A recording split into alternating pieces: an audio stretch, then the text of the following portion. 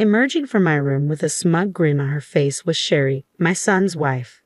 "Oh, thank you," I replied. I had just cleaned my room a few days ago, but maybe it still looked messy to someone else. I decided to just thank her for now. Sherry never lifts a finger around the house. She's always snarky and throws tantrums when things don't go her way, so her cleaning my room, that's suspicious to say the least. "I don't know what you're up to, but it won't work," I muttered quietly, making sure Sherry, who was watching TV at high volume, couldn't hear me. Then I went back to my chores. I've put up with a lot from her, and my patience is wearing thin. I've warned her before, but if she continues to act this way, she'll have to face the consequences. My name is Lara, and I'm 73 years old. I met my husband, Frank, at a social event. We were both shy at first, but now we enjoy our evening coffee chats. After we got married, I became pregnant with our son, George. Frank was thrilled and helped me with chores, even though he was clumsy. Once George moved out for work, our lively home became quiet and we felt a bit lonely. Then George brought home Sherry, his then girlfriend. Frank and I thought she was beautiful and well-mannered. Sherry looked dazzling as she sat on the sofa, her long black hair tied up and her back straight. My husband and I talked a lot with Sherry, leaving George alone because he was too nervous to understand what he was saying. We liked her so much that we encouraged George to marry her quickly, which they did. Life got busy again with their honeymoon and moving to a new place, but we enjoyed it. We were disappointed when they decided not to have children, but we understood. We thought peaceful days were ahead, but we were wrong. They kept coming back home for trivial reasons, whether it was a broken air conditioner in the summer or unpaid electric bills in the winter. They'd stay with us but leave all the work to us. At first, we felt sorry for them, but it became increasingly annoying. Frank, who once welcomed them warmly, now gets stressed just seeing them. As for George, he's as oblivious as ever, acting like he can do whatever he wants. My son and daughter-in-law decided to come visit us out of the blue. George called me last week and said, "Hey Mom, we're coming over next week. Just a heads up." Then he went radio silent, leaving me in the dark about when exactly they'd arrive. Then, just as suddenly, I got a message from Sherry saying, "We'll be there soon, so get ready." I had to scramble to prepare everything. Frank said, "You handle the bedding and clothes. I'll go buy the groceries we're missing. If you could jot down a shopping list, that'd be great." Then he went to change. I thanked him and quickly wrote down the ingredients for tonight's dinner, placing the note on the living room table. Then I started airing up the guest futon. When I returned to the living room, Frank was looking at the note.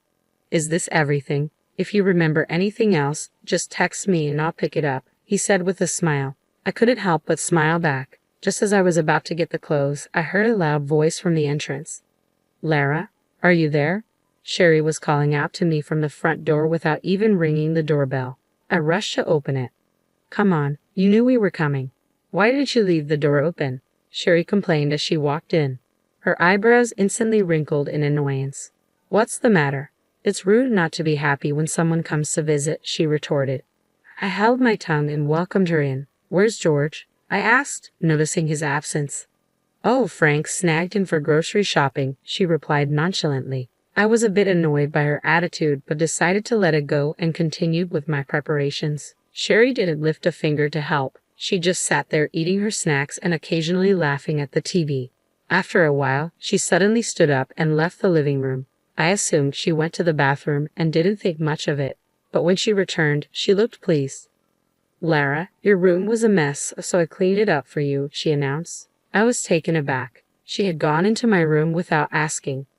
I had questions but decided to thank her anyway. She grinned and plopped back down on the sofa.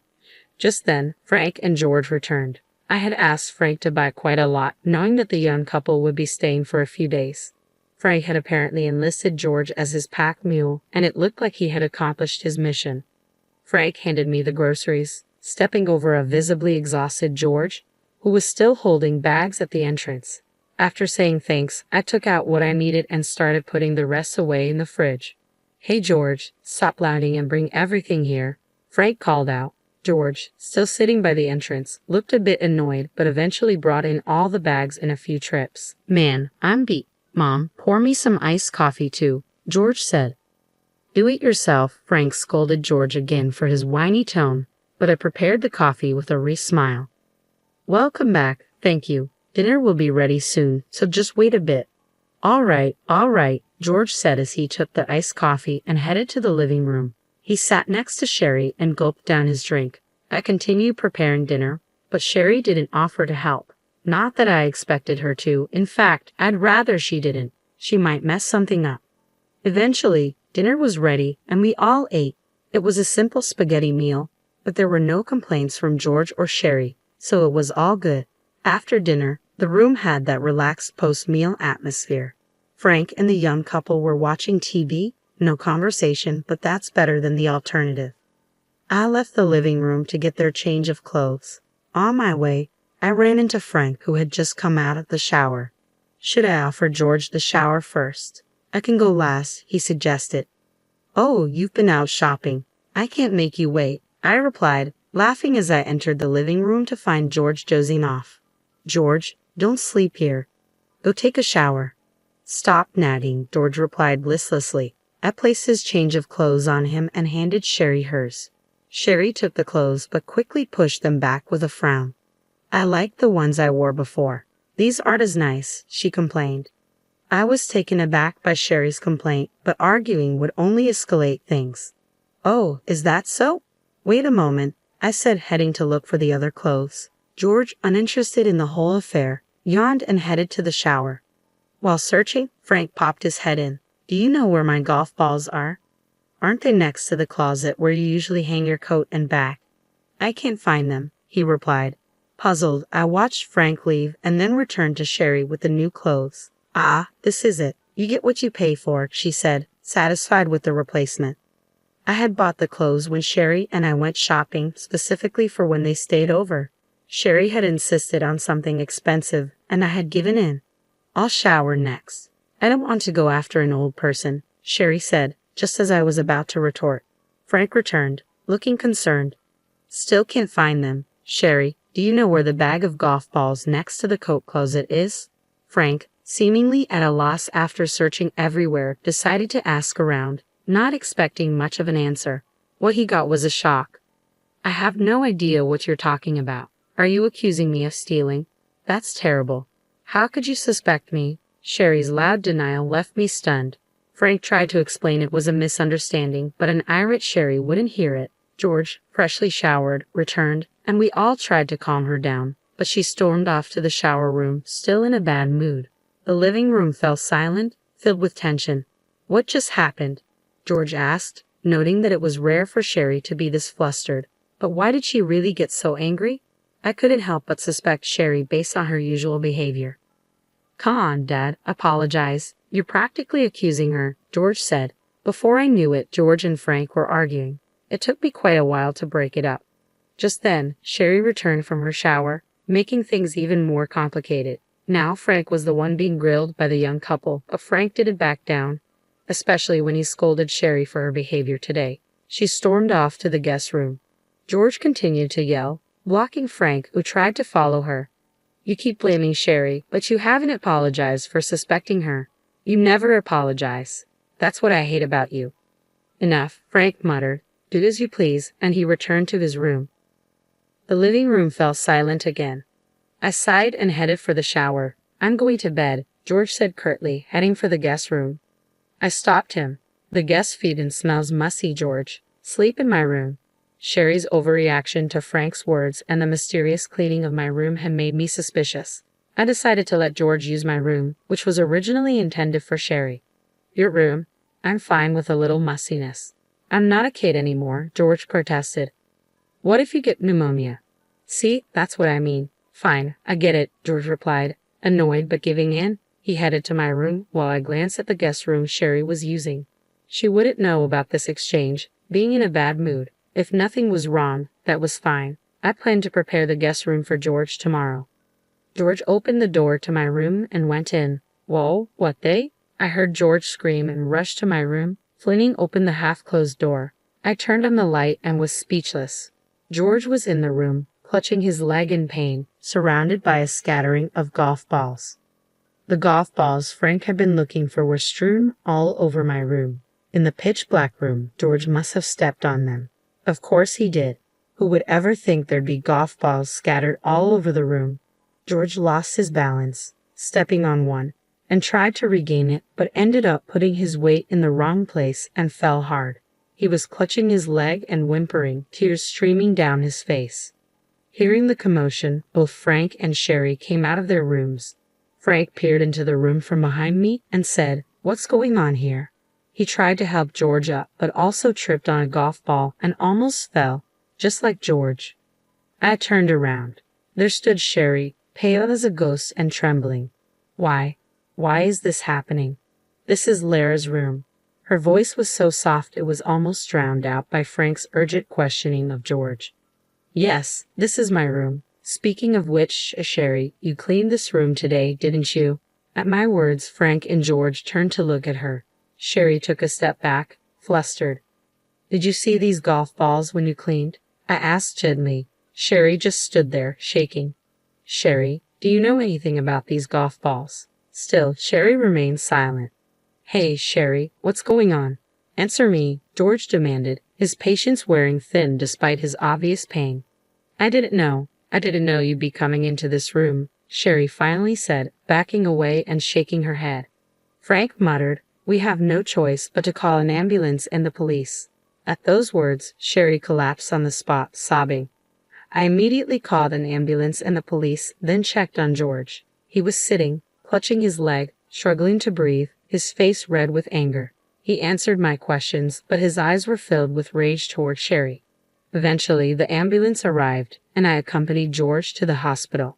After an examination, it was determined that George had fractured the top of his foot and would need to be hospitalized.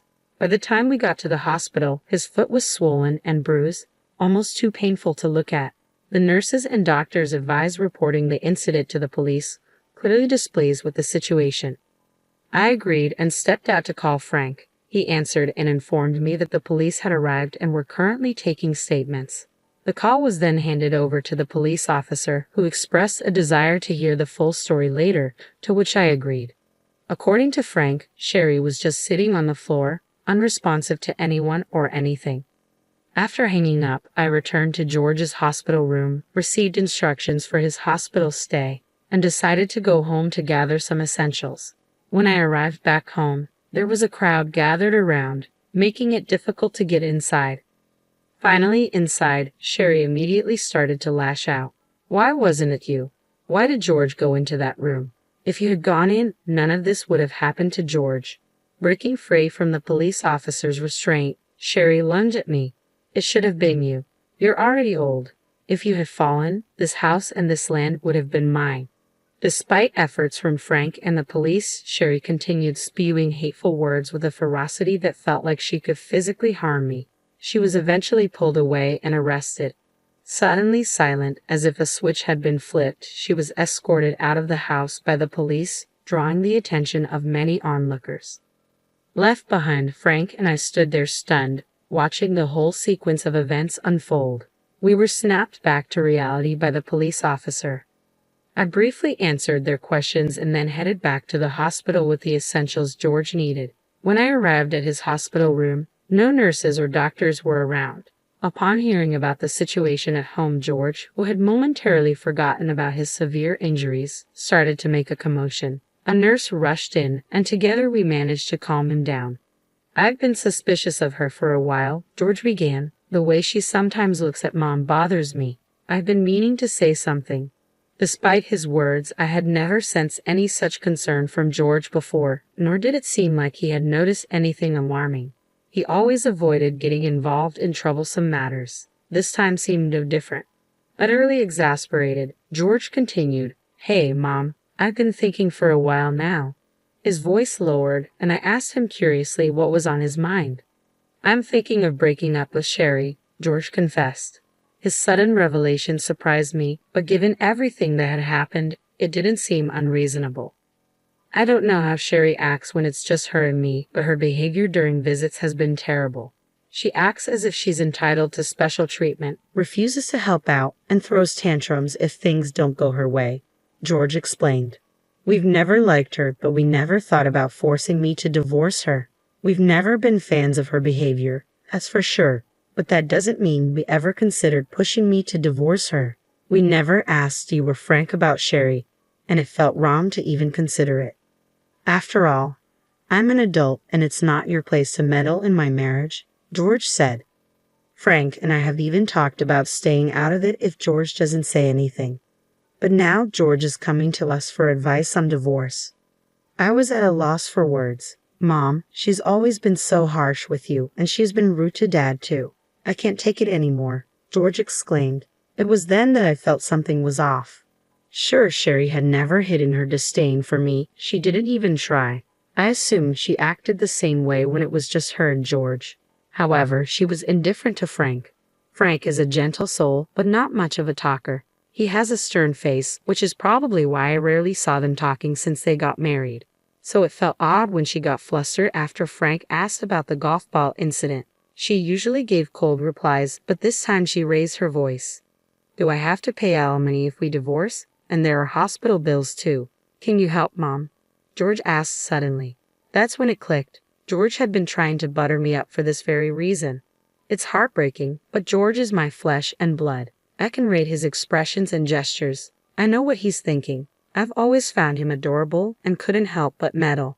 But ever since he hit puberty, he's found it annoying. Like Sherry, George also resents us, but he's playing the good son for the sake of money. Hey George, what happened to the money for the car you said you were going to replace the other day? I recalled. When our son and his wife were visiting, he mentioned getting a new car and needing some financial help because it was pricey. Obviously, if he mentioned this in front of Frank, he'd be met with opposition, so he discreetly came to me.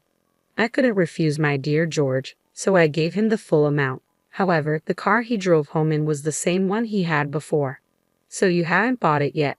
If that's the case, you can use that money for the hospital bills. It might not cover alimony, but it'll help. But then, what about the car? You can save up again once you're better. We all have our own lives, you know. You're old enough to figure things out yourself, I said, feeling frustrated. I was dumbfounded that George still expected financial help from us at this point. After saying my piece, I left the hospital. Truthfully, I knew George had been squandering the money I gave him. Sherry had informed me, though she was clearly benefiting from it too. I've always worried and intervened in his affairs, but it seems it has backfired. I saw this as an opportunity to confide in Frank. After hearing me out, Frank disclosed, I've been meaning to talk to you about this. He revealed he had recently lost his job and was in considerable debt. This revelation shocked me, especially since they had discussed it while out shopping. At that point, there was nothing more to say to George. Frank and I made the decision to disown him. Some time has passed since then. Sherry is now in prison after being convicted, and it appears she initiated the divorce from George before the trial began. Later, I heard it was because George had started withholding money from her until he stopped altogether. This revelation left me horrified, especially knowing what she did in my room, hoping it would bring her more money.